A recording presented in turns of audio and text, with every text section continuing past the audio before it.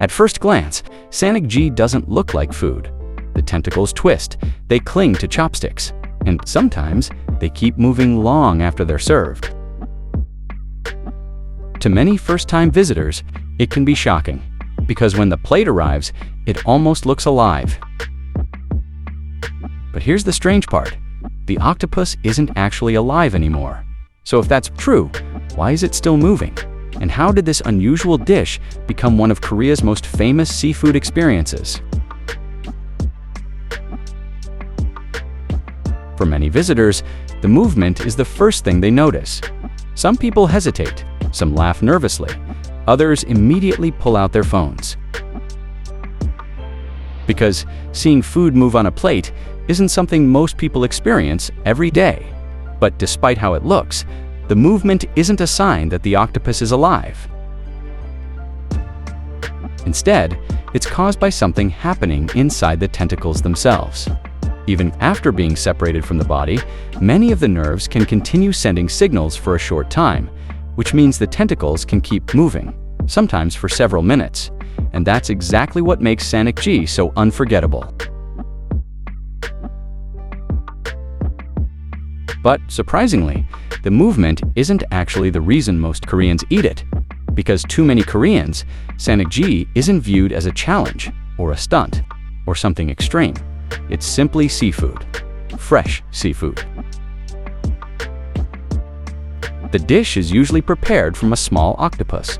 The tentacles are cut into bite-sized pieces, then lightly seasoned with sesame oil and sesame seeds. That's it. No heavy sauce, no complicated cooking process, just a few ingredients and a strong focus on freshness, which reflects something much deeper within Korean food culture. Korea is surrounded by water on three sides. For centuries, fishing communities have played an important role in everyday life. As a result, fresh seafood became deeply connected to Korean cuisine. Many traditional dishes focus on preserving the natural flavor of the ingredient itself, rather than covering it with strong seasonings. And Sannakji may be one of the most extreme examples of that philosophy, because the goal isn't to transform the octopus. It's to experience it as fresh as possible, which is why many Koreans don't see Sannakji as unusual at all, even though visitors often do. For many travelers, trying Sannakji becomes less about food and more about curiosity. Videos of first-time reactions have spread across the internet for years. Some people are fascinated, others are nervous, and some decide not to try it at all. But those reactions are exactly what made Sannakji famous far beyond Korea. Because very few dishes create such an immediate first impression. You don't need to explain it. The moment people see it, they already have an opinion. And that's rare in the world of food. Yet despite its reputation, Sannakji has survived for reasons that go beyond shock value. If people only tried it once for a funny video, the dish would have disappeared long ago.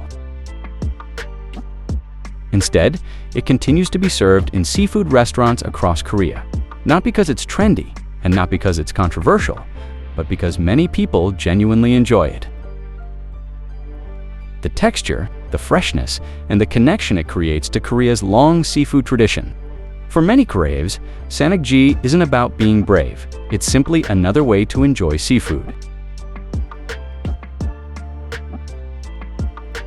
At first glance, Sannakji can seem shocking, a dish that moves on the plate, a food unlike anything many visitors have seen before. But what appears unusual from the outside often feels completely normal to the people who grew up with it, and perhaps that's why Sannakji continues to hold such a unique place in Korean food culture today. Not because it's luxurious, not because it's complicated, but because some foods do more than satisfy hunger.